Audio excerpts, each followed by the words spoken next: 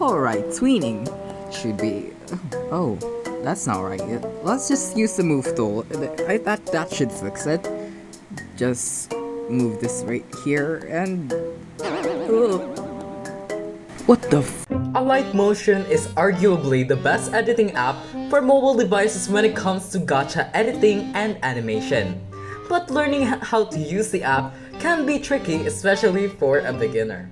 Hence why I decided to create a 3-part series of tutorials made in Alight Motion.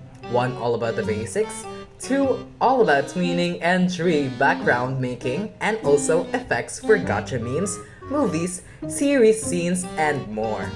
Now, unlike other tutorials on YouTube, I wish to go in depth about how certain things function in Alight Motion, so you can not only learn how to make specific things, but also use these skills towards making anything with the app.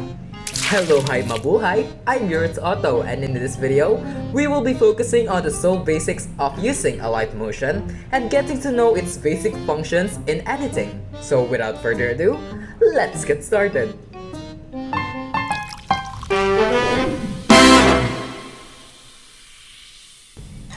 For complete transparency, I'm actually using a modded version of the app, hence my access to all of its effect with no watermark. But some alternatives would be watching some ads for Alight Motion to access some of the pro features, or just going to YouTube or Google and finding links for modded apps. Hey kid, do you want the Alight Motion Pro fully paid no watermark all effects 18 plus category alpha wolf vibrate on the cache? Yes, please! But you don't know about the virus. Oh my god, I don't care. Now that I have this, I could just... Yeah, just be warned, it may have some hidden virus attached, so please practice safety when downloading from unknown sources. When booting up Alight Motion, you'll see a familiar interface like any other editing softwares. Using this plus button, we can start creating our project. Just select the desired quality levels and then boom, you're on foot to becoming a Gachatuber. When opening the app, you'll notice a couple of buttons. At first, it can be a bit intimidating, but don't worry, I'll guide you to every single one. The first buttons are the undo and redo button, which are self-explanatory, as well as the play button. But you can actually long press this button to make it a loop replay button, which again is self-explanatory. These buttons next to the play button aren't really that necessary, but they are indeed useful. What they essentially do is provide a quick get around to specific parts of the video timeline. Basically, by clicking the timestamp here, you can create the highlight, which by clicking these buttons, can make you skip to the highlighted timelines as such. This can be helpful when making edits that require precise timing and also taking less time scrambling to find the part that you're editing after replaying the video. Like any other editing app, we first need to import our media. We'll focus on these 3 buttons for now. Shapes, which provide basic vectorized shapes for editing. Media, which are basically the video and image files that you can edit. And of course, the audio, which you guessed it, are the audio. For this specific tutorial, I'll be using the orange to demonstrate basic movement and effects. Now for the rest of the interface, you mainly have the motions, move or transform and page, or just the effects page, but more on that later. Now that you have your media imported, you can start editing. For this first part of the series, we'll be focusing on basic movements and effects and getting to know how they function. Before we move on, we first need to learn how to move these objects. I don't think it'll be necessary to put too much time explaining how to work these options because most of them are just self-explanatory. So here's a quick montage of how each property is used. The movement tool is essentially a touchpad. The rotation tool is essentially a wheel. The scale tool is an easy roll, but if you tap it, you can access both X and Y. The skew is just also a scroll pad. Keep in mind that these movements are also affected by what we call the pivot point. Basically, it is a fulcrum, or an invisible point of interest in which the object will move or conform to. You can move this by just tapping the move icon once more, and now that you see this point, you can move it to your desired position. This mainly affects rotation, scaling, and skewing, as shown in these examples.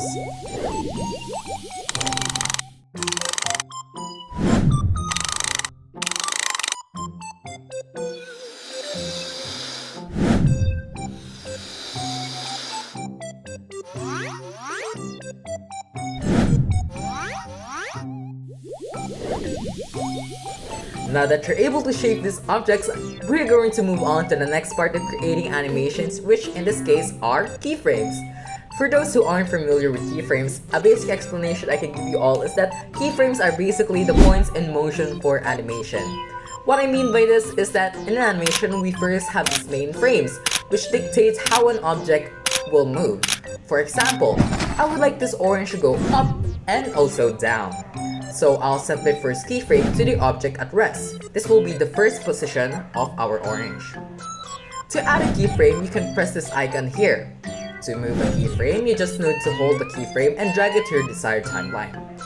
The next part of the movement is obviously the orange going up. So I'm gonna set a keyframe here and also move the orange here. Lastly, I would like to move the orange back down to its original position. So I'll just add another keyframe here and put this orange back into its original position, and that will leave us with this animation.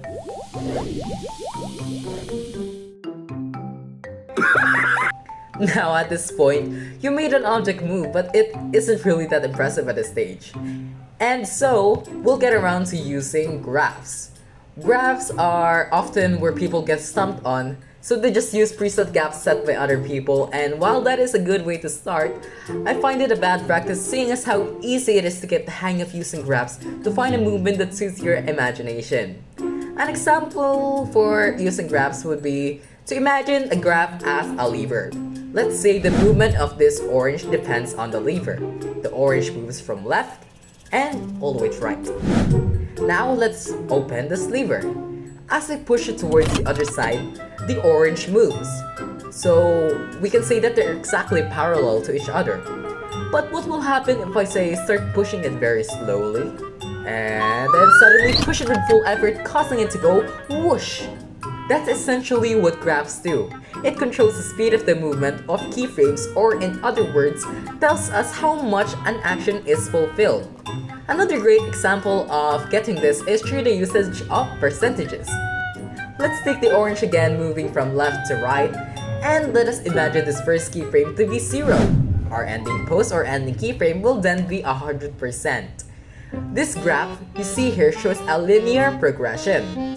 So meaning we can label this point to be the first keyframe or 0% and the top one to be 100%. In between these points of interest are the percentage of how done an action is. So the percentages will be laid out like this: 10%, 20%, 30%, and so on and so forth until we reach 100%. Now let's say we want it to go fast. So we'll need a graph that should start at 0, slowly progressing through the percentages of doneness, and then suddenly boosting up closer to 100%, which will look like this. This is a circular graph, which you might have already heard, but now I've taught you how it exactly functions. We went from 0, and then instead of going to 10 right away, we go to maybe 0.05, 0.010, and then suddenly boosting up it all the way to 100. That's basically how graphs work. But Eurettz, what if I want to go to fast and then slow? We can also do that by reversing these points as so. The percentages of doneness will look like this: a sudden boost at the start and then slowing down before reaching a full 100, thus creating a circular out graph. Both of these graphs are called circular because when put together, they create, of course, a circle. And when put together, they actually function in unison, creating opposite but a smooth motion. A cool trick you could do with this graph is to create seamless transition between two objects. Now let's say this circle and also this square. I want this circle to move and also become a square, so I'm going to match this keyframe in the first pose of the circle. Then at the end of the circle's timeline, I'm going to put the second keyframe, with the circle reaching the half of the motion. I'm now actually going to go and add the second media, or in this case, the square. Just do the same thing with the circle, but this time, I'm going to start off where the circle cuts off, aka in the middle of the motion. And finally, putting the last keyframe or the pose at the end of the motion. If you play it back, you'll get this.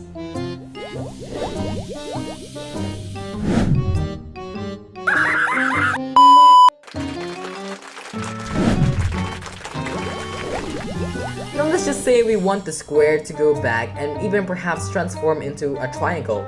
In this case, we just need to repeat the whole step, but this time, I'm gonna move the square towards the middle. And then ending with a triangle in the middle going towards the left side. With the graphs, we have this.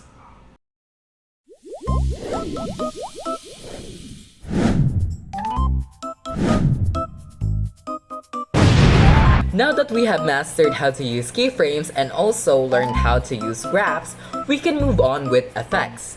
Effects essentially are just, well, effects. They change something about the property of a layer or a media file. For this instance, I want to turn this orange into a color blue fruit. So to do that, I'm going to be using the colorize effect. Now Alight Motion has a lot of effects, so I encourage you to try some your own and see what you can make with it. But for this specific tutorial, we're just going to stick with this one effect. So to start, I'm going to select my orange and then add the colorize effect. Now, to modify the colorize effect, we're just going to click this. Then, I'm just going to add the first keyframe at the resting position or the original position, and then move the timeline a bit and add our second keyframe. After we add the second keyframe, we are going to apply the changes that we want in the filter or the effect.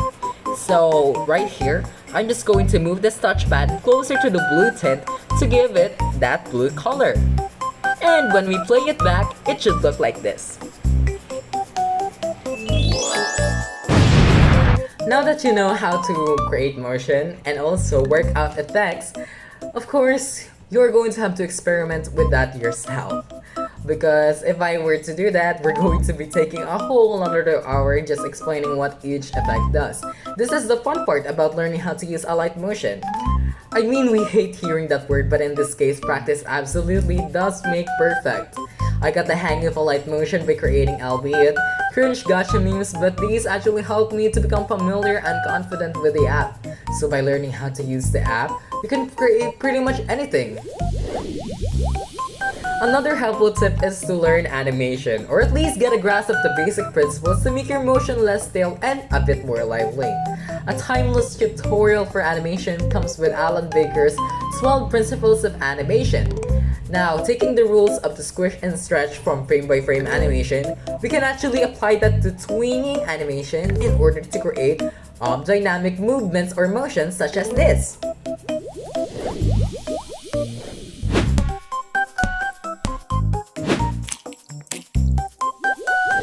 I encourage you to experiment and most importantly, have fun. Now in the next coming days, I'll be posting a tutorial on character design aka tweening in Alight Motion, and also background design and effects. Keep your eyes out too because I do plan on posting short form content on my YouTube Shorts and TikTok page for specific effects in Alight Motion. So to avoid missing out, why not subscribe? This has been Eurettz Otto, and like I always say, padayon seedlings.